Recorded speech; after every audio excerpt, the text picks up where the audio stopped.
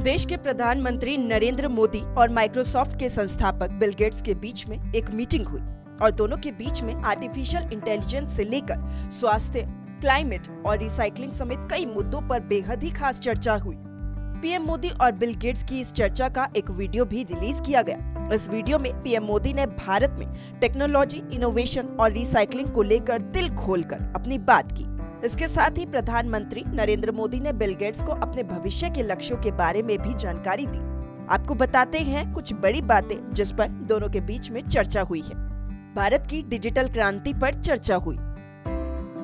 PM Modi ने Bill Gates से कहा, इंडोनेशिया में G20 शिखर सम्मेलन के दौरान दुनिया भर के प्रतिनिधियों ने भारत में डिजिटल क्रांति को लेकर अपनी जिज्ञासा व्यक्त की।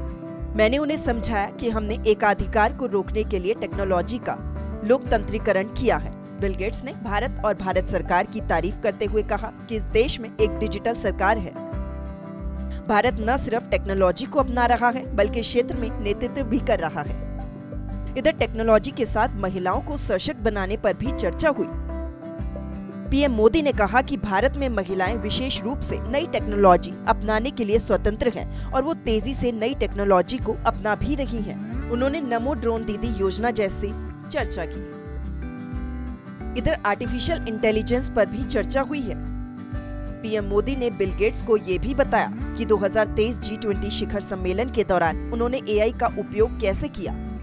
पीएम मोदी ने कहा कि कभी-कभी मैं मजाक में कहता हूँ कि हमारे देश में हम अपनी माँ को आई कहते हैं। अब मैं कहता हूँ कि जब बच्चा पैदा होता है तो वो आई के साथ साथ AI भी कहता है, क्योंकि आजकल बच्चे काफी ज्यादा एडवांस हो गए हैं। इधर AI की चुनौतियों पर भी चर्चा हुई। AI से दुनिया भर के लिए जितनी सुविधाएं हुई है, उसके साथ साथ कुछ चुनौतियां भी सामने आई है।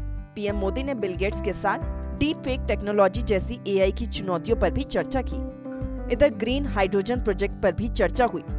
भारत के पीएम ने नवीकरणीय ऊर्जा और ग्रीन हाइड्रोजन में भारत की प्रगति के बारे में भी बात की।